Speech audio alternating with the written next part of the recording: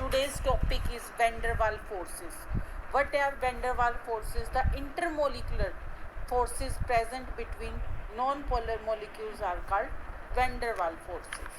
van der Waals forces किसने notice की थी कि वैन डर वाल फोर्सेस होती हैं? एक डच साइंटिस्ट था जेडी वैन डर वाल, जिसने नोटिस किया था कि एक वीक अट्रैक्टिव फोर्सेस होती हैं नॉन पोलर मॉलिक्यूल्स के बीच में, वो बेशक सॉलिड स्टेट में हो या लिक्विड स्टेट में हो, और वो नॉन पोलर कोई भी स्पीसीज है उसके बीच में कोई ना कोई वीक अट्रैक्टिव फोर्स ज़रूर होती है, जिसका नाम उसने लिखा, जिसका नाम दे दिया उन वीक फोर्सेस का नाम वैन डर वाल फोर्सेस।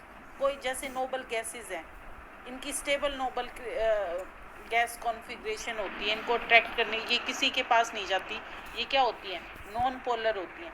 बट जब इनको लिक्विडफाई कर देते हैं, गैसेस फॉर्म में तो वैन डर वाल नहीं होती, बट जब इनको लिक्विडफाई कर देते हैं तो इनके बीच में क्या हो जाती है? एक वैन डर वाल फोर्स ऑफ अट्रैक्शन हो जाती है।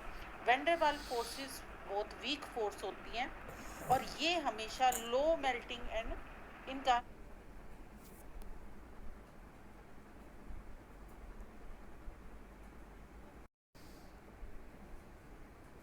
क्या होता है? लो मेल्टिंग पॉइंट होगा और लो ही क्या होगा? बॉइलिंग पॉइंट होगा। और इनकी बॉन्ड स्ट्रेंथ जो होती है, बॉन्ड की स्ट्रेंथ होगी, वो होती है 2 किलो जूल से लेके 20 किलो जूल पर मोल तक। वैन डर वाल फोर्सेस 3 तरह की होती हैं। एक डाइपोल डाइपोल इंट्रैक्शन, जिसको केसम फोर्सेस भी बोलते हैं, किसम फोर्सेस भी बोलते हैं। एक डाइपोल इंड्यूस्ड डाइपोल इंट्रैक्शन होती है। इसको, इस सेकंड वाली को, डाइपोल इंड्यूस्ड डाइपोल इंट्रैक्शन को हम इंडक्शन इफेक्ट में भी लाते हैं, ठीक है। थर्ड होती है instantaneous dipole induced dipole interaction, इसको बोलते हैं हम लंदन फोर्सेस। जो डाइपोल डाइपोल इंट्रैक्शन फोर्सेस हैं या किसम फोर्सेस हैं, ये किसके बीच में होती हैं? जो पोलर मॉलिक्यूल्स, दो पोलर मॉलिक्यूल्स होंगे उनके बीच में होती है dipole dipole interaction. That polar molecules have, इनके बीच में क्या होगा? एक पॉजिटिव चार्ज होगा, एक नेगेटिव चार्ज होगा। वो क्या होगा? पोलर मॉलिक्यूल्स, पॉजिटिव एक नेगेटिव। एक और मॉलिक्यूल लेके आएंगे पॉजिटिव और नेगेटिव, पॉजिटिव नेगेटिव। तो आपस में क्या करेंगे? ये नेगेटिव इस पॉजिटिव को क्या करेगा? एक वीक फोर्स के थ्रू अट्रैक्ट करेगा। एक मॉलिक्यूल यहाँ ले लो, नेगेटिव पॉजिटिव, नेगेटिव पॉजिटिव, ये इधर से हो जाएगी, ये इधर से अट्रैक्ट हो जाएगा, ये ऐसे आपस में क्या हो जाएगी? इनकी आपस में एक वीक फोर्स के थ्रू ये क्या हो जाएंगे? बाइंड अप हो जाएंगे। तो इनके बीच में क्या होगी? The positive end of a polar molecules attract the negative end of a polar molecules, और वाइस वर्सा एक दूसरे को क्या अट्रैक्ट करेंगे? इसको हम ओरिएंटेशन इफेक्ट भी बोलते हैं।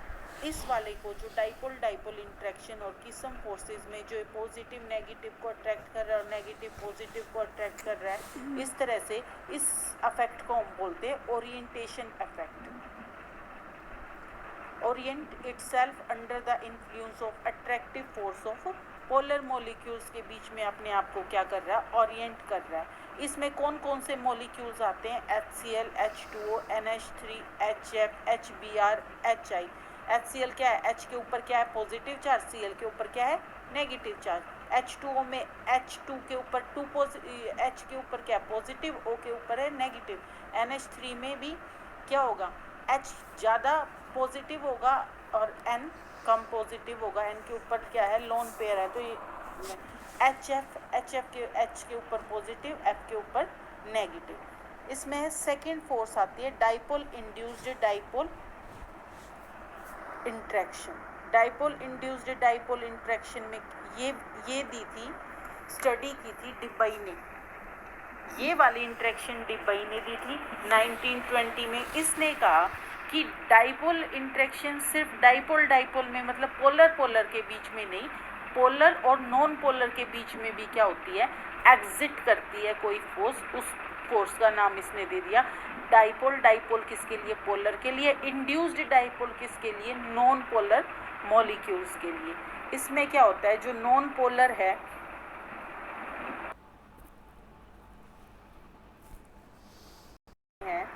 ये दिया था 1920 में डिब्बई ने दिया था। इसने कहा था पोलर और नॉन पोलर के बीच में इंट्रैक्शन होगी, उसको हम बोलेंगे डाइपोल इंड्यूस्ड डाइपोल इंट्रैक्शन। ये डाइपोल इंट्रैक्शन पोलर और नॉन पोलर के बीच में होगी। फॉर एग्जांपल इसमें देखिए, ये जो इधर है ये क्या है, पोलर, और ये क्या है, नॉन पोलर। पोलर का के अंदर क्या है, पॉजिटिव एंड नेगेटिव चार्ज, और नॉन पोलर के बीच में क्या के ऊपर कोई चार्ज नहीं है, सिर्फ इलेक्ट्रॉन क्या कर रहा है, घूम रहा है। जब पोलर इसके कांटेक्ट में आएगा तो इसका जो नेगेटिव है, पॉजिटिव एंड है, ये इसके इलेक्ट्रॉन को क्या कर लेगा, बाहर की तरह पुल आउट कर लेगा। तो बाहर की तरफ इसको खींचेगा तो इसका पॉजिटिव और इसके इलेक्ट्रॉन का नेगेटिव क्या हो जाएंगे, आपस में अट्रैक्ट, एक वीक फोर्स के थ्रू क्या हो जाएंगे, इनके बीच में अट्रैक्शन आ जाएगी। तो ये क्या हो जाएगी, डाइपोल इंड्यूस्ड डाइपोल इंट्रैक्शन। इसको हम इंडक्शन इफेक्ट भी बोलते हैं। इस वाले इफेक्ट में हम क्या बोलते हैं, इंडक्शन इफेक्ट। फिर है थर्ड है लंडन फोर्सेस या इंस्टेंटेनियस डाइपोल और इंस्टेंटेनियस इंड्यूस्ड डाइपोल। दोनों ही किसके बीच में होंगे, इस वाले में नॉन पोलर, दोनों ही क्या होने चाहिए, नॉन पोलर मॉलिक्यूल्स के बीच में होता है ये, ठीक है। इसका क्या था, एटम, और इसमें क्या हम लेते हैं, दोनों की दोनों क्या आएंगी, नोबल गैसेज आएंगी। The kind of force noticed bye, ये किसने नोटिस की थी, फ्रिज्ड लंदन था, तो उसका नाम रख दिया इन शॉर्ट में, इनको लंदन फोर्सेस भी बोल देते हैं। ये क्या होती है, दो नॉन पोलर मॉलिक्यूल्स के बीच में होती है, दोनों के दोनों क्या होने चाहिए, नॉन पोलर होने चाहिए। The interaction of this type is called instantaneous dipole induced dipole interaction. It is called dispersive forces. इसको हम क्या बोलते हैं, डिस्पर्सिव फोर्सेस भी बोलते हैं। The atoms of noble gas, इसमें देखिए एक एटम ले लिया हमने नोबल गैसेस का, क्या है ये वाला, चार्ज अनचार्ज है।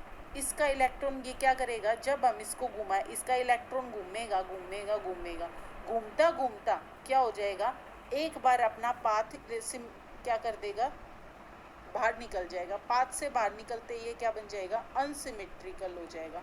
जैसे ही अनसिमेट्रिकल इलेक्ट्रॉन बाहर निकला तो दूसरा जो नॉन पोलर है उसका क्या है, न्यूक्लियस इसको क्या कर लेगा, अट्रैक्ट कर लेगा। देखो इसमें दिखा रखा है, इसका इलेक्ट्रॉन ये है, न्यूक्लियस ये है, ये इलेक्ट्रॉन है, और फिर इसका इलेक्ट्रॉन किसने अट्रैक्ट कर दिया, इसके न्यूक्लियस ने। फिर इसका इलेक्ट्रॉन बाहर निकला, अनसिमेट्रिकल हो गया, फिर इसका इलेक्ट्रॉन इसके न्यूक्लियस से, इसका इलेक्ट्रॉन इसके न्यूक्लियस ऑफ एटम से अट्रैक्ट हुआ, तो ये क्या बन गया, इंस्टेंटेनियस। इसके अंदर क्या आ गया, इंस्टेंटेनियस डाइपोल। और इसने, इस डाइपोल ने क्या कर दिया, इस मॉलिक्यूल में और इस मॉलिक्यूल में क्या कर दिया, डाइपोल इंड्यूस्ड कर दिया।